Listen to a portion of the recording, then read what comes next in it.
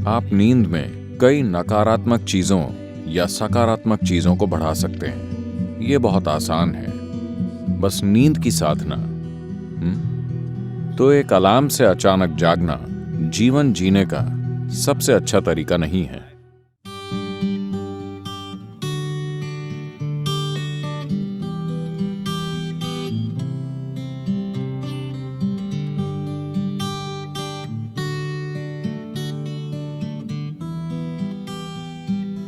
आप में से कितने लोग किसी दिन सुबह उठने के बाद बेवजह बहुत बुरा महसूस करते हैं? बिल्कुल बेवजह। अगर साल में कम से कम 2-3 बार भी ऐसा हो रहा है, अगर ऐसा है तो आपको सोने से पहले कुछ चीजें करनी चाहिए। ये बहुत ही महत्वपूर्ण है, क्योंकि आपको समझना चाहिए कि आप नींद में कई नकारात्मक चीजों या सकारात्मक चीजों को बढ़ा सकते हैं। आप नींद में सुखदता या अप्रियता को बहुत कुशलता से बिना रुकावट के बढ़ा सकते हैं। आप दिन में भी उन्हें बढ़ा सकते हैं, पर कई रुकावटें होंगी, वो बहुत कुशलता से नहीं होता। पर अगर आप किसी निश्चित तरह से सोने जाते हैं और सुबह बहुत बुरा महसूस करते हुए उठते हैं, बिल्कुल बेवजह, तो मतलब आप रात में बहुत कुशलता से चीजों को सेते हैं, खराब अंडों को। बात सिर्फ मानसिक अशांति की नहीं है, ये समय के साथ बड़ी शारीरिक समस्याएं पैदा कर सकता है। ये महत्वपूर्ण है कि आप इन चीजों को अपने जीवन से हटाएं।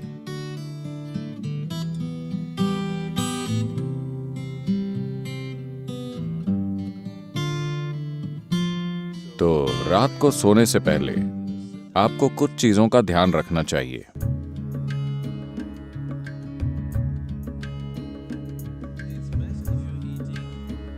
अगर आप मांस और वैसा भोजन करते हैं तो उसे सोने से कम 3 से 4 घंटे पहले खाएं, ताकि पाचन पूरा हो जाए। सोने से पहले थोड़ा पानी पीकर सोने जाएं। आप देखेंगे कि इसी से वो ठीक हो जाएगा। एक आसान चीज की जा सकती है, वो है स्नान। हमेशा सोने से पहले नहाएं, इससे काफी फर्क पड़ता है। इस मौसम में ठंडे पानी से नहाना मुश्किल हो सकता है, तो आप गुनगुने पानी से नहाएं। रात को गर्म पानी से न नहाएं, गुनगुना पानी लें। यह आपको सजग बनाता है। आप सोचेंगे, अरे मैं सो नहीं पाऊंगा। कोई फर्क नहीं पड़ता। आप 15-20 मिनट या आधे घंटे बाद सोएंगे, मगर नींद बेहतर आएगी, क्योंकि इससे कुछ चीजें हट जाएंगी। जब आप नहाते हैं तब सिर्फ त्वचा की गंदगी नहीं हटती। क्या आपने देखा है, जब आप बहुत तनाव और चिंता में होते हैं तब सिर्फ नहाने से ऐसा लगता है मानो बोझ लगभग उतर गया हो? क्या आपने ये नहीं देखा है? तो ये सिर्फ त्वचा की सफाई नहीं है, पानी के शरीर पर गिरने से बहुत सारी चीजें होती हैं। स्नान एक बहुत बुनियादी भूत शुद्धि है, क्योंकि आपका शरीर 70% से अधिक पानी है। अगर आप उस पर पानी गिराएं तो एक तरह का शुद्धिकरण होता है, जो त्वचा की सफाई से परे है। एक और चीज अगर आप करना चाहें, आप बस एक जैविक तेल का दिया जला लें, रुई की बाती और कोई भी तेल। यहाँ आप क्या इस्तेमाल करते हैं? साधारण खाने का तेल, linseed oil, rice bran oil या तिल का तेल। आपके पास क्या है? ऑलिव ऑयल, ठीक है। रुई की बाती के साथ कोई भी जैविक तेल लेकर एक छोटा दिया उस कमरे में कहीं जला लें जहां आप सोते हैं। आप देखेंगे कि ये चीजें बिल्कुल गायब हो जाएंगी। अगर आप कोई मंत्र जप सकें या सोने से पहले रात को योगाभ्यास कर सकें तो बिस्तर पर बैठकर उसे करें। अगर आप ईशा क्रिया करना चाहते हैं तो वो नेट पर उपलब्ध है। आमतौर पर भारत में आपसे कहा जाता है कि सोते समय अपना सिर उत्तर दिशा की ओर नहीं रखना चाहिए। आपको पता है, अगर आप रात में उत्तर की ओर सिर करके सोते हैं,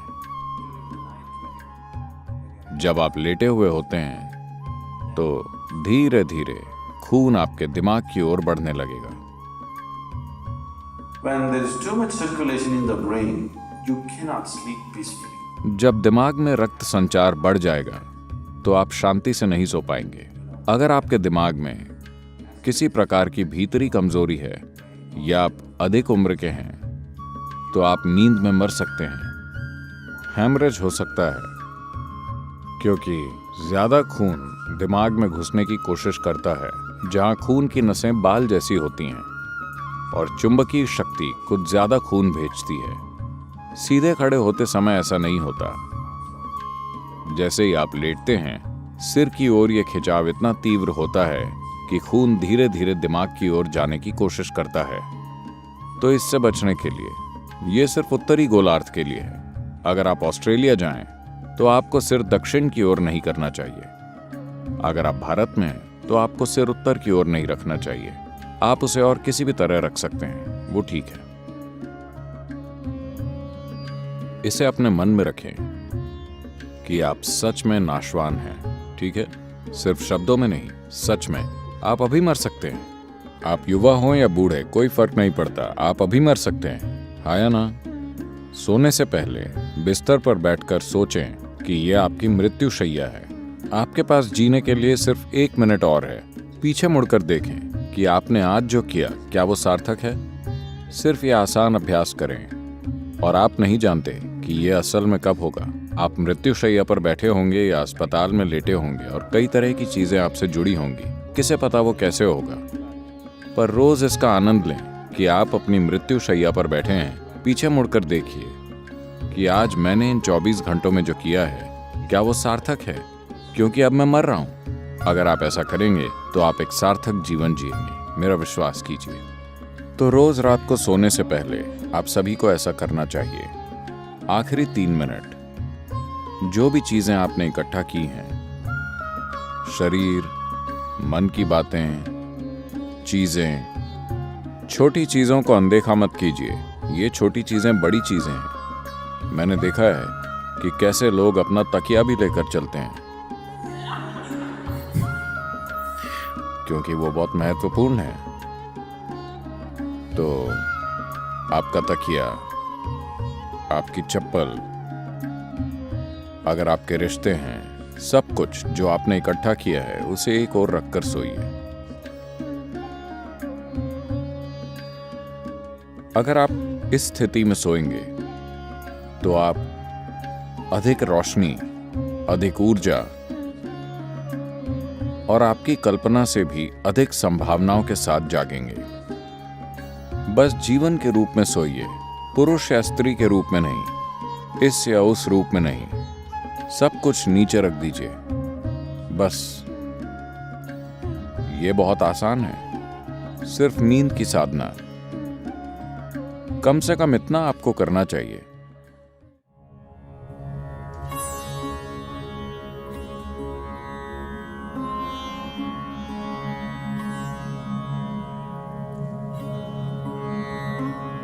तो आप जैसी ध्वनियों में जागते हैं, वो कई रूपों में आपके दिन की प्रकृति और आपके जीवन का भविष्य तय करेंगी। तो एक अलार्म से अचानक जागना जीवन जीने का सबसे अच्छा तरीका नहीं है। अच्छा होगा कि अगर आपकी नींद, जिस तरह का भोजन आप करते हैं और जिस तरह के विचार और भावनाएं अपने अंदर रखते हैं, और आपने अपने शरीर में जीवंतता का जो स्तर बनाए रखा है, उससे तय होगा कि आपको कितनी नींद की जरूरत है। मान लीजिए